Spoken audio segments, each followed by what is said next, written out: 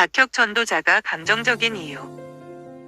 성경에서는 믿어서 경험하는 자 아브라함이 있다면 경험해서 믿는 자 도마가 존재합니다. 이것은 아브라함과 도마만이 해당되는 것이 아니라 아브라함과 같은 믿음을 가진 자와 도마와 같은 믿음을 가진 자로 나눠질 수 있습니다. 믿음은 보이지 않는 것을 있는 것처럼 믿는 것입니다. 만약 당신이 부활을 진정으로 믿는다면 기쁨이라는 감정이 동반되게 됩니다. 이것은 곧 부활하신 예수님을 보고 기쁨에 가득 찬 제자들을 통해서 볼 수 있고, 성령의 열매에도 기쁨이 존재합니다. 성령의 열매에서 사랑도 빼놓을 수 없는 감정입니다. 진짜 믿음은 감정을 동반합니다. 여기서 알아야 할 것은 감정도 두 가지 감정이 있다는 것입니다. 외부적인 영향으로 인한 감정과 내부적으로 인한 감정이 존재합니다. 외부적인 감정은 외부에 따라 감정이 달라지기 때문에 일관성이 존재하지 않습니다. 곧 상황에 따라 감정이 요동합니다. 당신을 기쁘게 하는 상황이 올 때는 기쁘지만 그 기쁜 상황이 아닌 다른 상황이 오면 기쁨이 금방 다른 감정으로 변하게 됩니다. 하지만 내부적인 감정은 외부의 상황과 관련 없이 보이지 않는 하나님 말씀을 믿음으로 발생되는 감정입니다.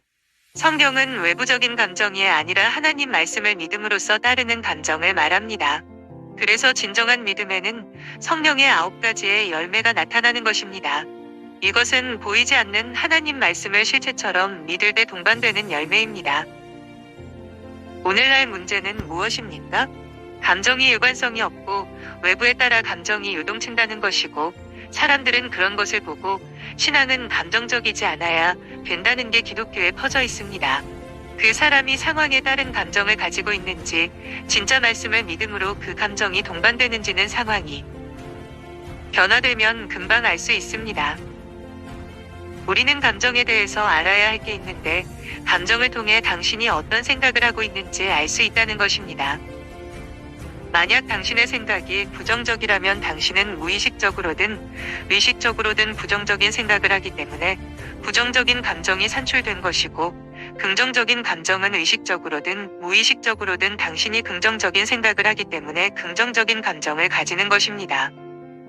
우리는 관념을 통해 자신의 생각이 어떠냐에 따라 어떤 것을 보고 판단하고 분별하고 받아들일 때 영향을 끼친다고 했는데, 생각뿐만 아니라 감정도 생각의 결과물이기 때문에 당신의 감정에 따라서 어떤 것을 보고 판단하고 분별하고 받아들일지 알게 됩니다.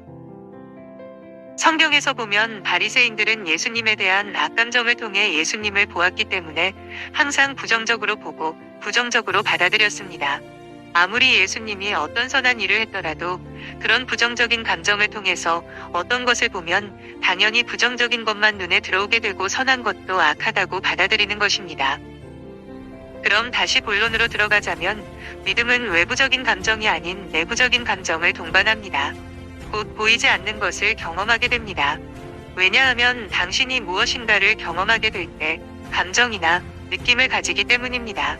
그래서 성경의 기도의 법칙 중 항상 기뻐하고 쉬지 말고 기도하고 항상 감사할 수 있는 이유는 우리가 보이지 않는 하나님 말씀을 실체적으로 내부에서 이미 받은 것을 믿었기 때문에 기뻐하고 감사할 수 있는 것입니다. 곧 당신이 정말 당신이 소망한 것을 받았다고 믿는다면 믿음은 실제랑 같기 때문에 실제 받았던 그 느낌, 감정이 동반된 것입니다. 그래서 그 사람의 감정을 보더라도 그 사람이 진짜 믿는 사람인지 아닌지 알 수 있습니다. 당신이 기도해도 왜 기쁘지 않을까요? 당신은 받지 못한다고 믿기 때문입니다. 믿는 사람인데 얼굴이 기쁨이 하나도 없다면 진정으로 마음으로 믿고 있지 않다는 증거입니다. 오늘날 대부분 지적 동의를 자신은 마음으로 믿고 있다고 착각하는 사람들이 많이 있습니다. 제가 또 말하고 싶은 것은 박혁 전도자가 감정적이다라고 부정적으로 보는 자들이 많은데, 믿음과 내부적인 감정이 연결됐다는 것이 모르기 때문입니다. 그리고 박혁 전도자의 설교가 사람들에게 울림이 있는 이유가 뭘까요? 그것은 강한 확신과 확신에 따른 감정이 그것을 듣는 사람들에게도 영향을 주기 때문입니다. 우리는 영적 전이가 생각만 전이 되는 것이 아니라 감정도 전이가 됩니다.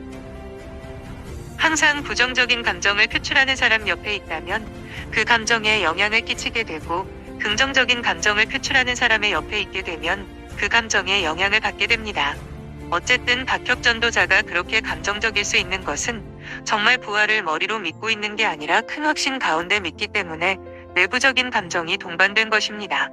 곧 실제 부활을 경험한 자처럼 말할 수 있는 것입니다. 그래서 그 설교를 듣는 사람도 영적 전이가 이루어져서 자유함과 기쁨이 있고 하나님에 대한 사랑이 다시 자신에게 전이가 돼서 신앙 회복이 동반된 것입니다.